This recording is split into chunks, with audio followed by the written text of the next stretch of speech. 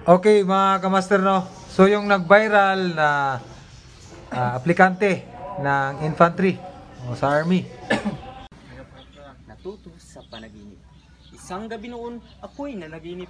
Mag-isang ilog sa gitna ng tubig, sa tindi ng amoy at kalat sa gilid. Alam ko na agad na ito'y ilog, pasig, saklo. So si CS Tabunyag.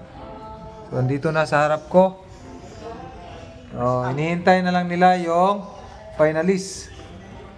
Sinabi niya sa akin nag 2.8 million views yung ginawa niya na tula. Tula ba yan? Wala, sir. Tula. So uulitin niya. Basta Okay. lagi, sir. Basta lagi. So nag-viral. Uulitin niya. Para dumating sa 3 target mo 3 million. Ikaw, sir. Targetin mo na, sir. Okay, 3 million. So ito si Tabunyag ay laging mahirap pero nagsusumikap. So pasikatan ta niya regarding sa iyang tula. Okay. So magpapasikat na naman si Tabunyag, no, yung nag-viral na video niya na ginawa niyang tula regarding sa Natuto sa panaginip. natuto sa pag-inip. Okay?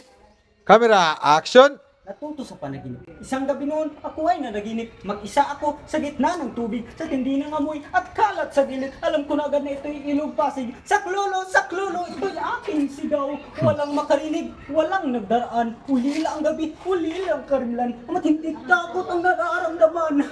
Ilog na itim, sama ko sa iyo. Sa alam mong dilim, maligtas ba ako? Ano iyang turang binging-bingi ako sa mga basurang nasa katawan ko? Kaibigang tabla na magkakapitan, lapit-lapit sana nang maabot naman. Ako'y nalabi sa kagubatan, pinutol, kinalbo at hindi tirniman.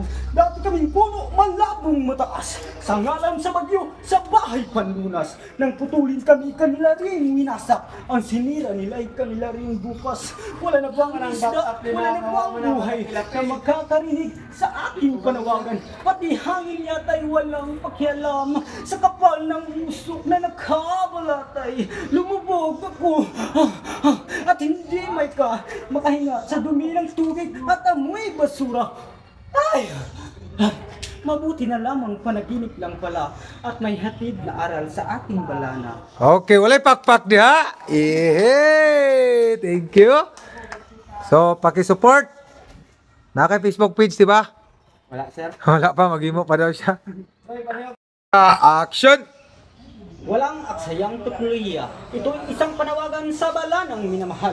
Halina't iligtas ang kapaligiran. Mga dumi sa paligid na itinapong bagay. Ating walay sa di natutunaw at natutunaw. May basurang natutunaw at may hindi natutunaw. Ang basurang natutunaw ay pangpataba sa halaman at ang di natutunaw ay nire-recycle at napagkakakitaan. Polusyon sa hangin ay maiiwasan kung magtatanim ng mga halaman. 87 bahagdan ng mga kuyutan. Nalilinis ang halaman na sa loob ng bahay. Mga basurang papel, plastik at butilya. Ipunin ng maayos at nang magamit pa. May pagbibili rin ang dyaryo at grapa at matataniman iyang mga lata. Iyang mga papel at sirang bumbilya na gagawang palamuti sa murang halaga. Ang iba'y laruan na bibili sa bangketa na iyari sa papel, barnis at pintura. Paggamit ng tubig ay bawas-bawasan. Mga sirang gripo ayusin palitan. Pagdidilig sa tanghali sana ay iwasan. Mga bukas na hydrant gawan agad ng paraan. Kaya bago magtapon isipin mabuti sana. Iyang pagkatipid mabuting pangpahalaga. Uunlad ang buhay paligid ay nilinis pa. Wow, yeah! Ang taong malusog, lubhang masayain. Matalas ang isip at hindi sakitin. Katawa'y maganda at hindi patpatin. Sapagkat alam niya ang wastong pagkain. Tusog ng katawan, nasa kinakain. Ang gulay at prutas dapat na piliin. Sa dilis at tulya, sa puso ng saging. Lalakas ang buto, tibay ang ngipin. Lilinaw ang mata, katawa'y lalaki. Sa sariwang gatas, itlog at kamuti. Malunggay at pitsay at sa isda at karni. Ang bata't matanda, lulusog bubuti. Sa ating pagkain, laging tatandaan ang mga bitamina nitong tinataglay. Sa dilis, isda, prutas at saka gulay, lulusog, gaganda haba ang buhay. Yeah!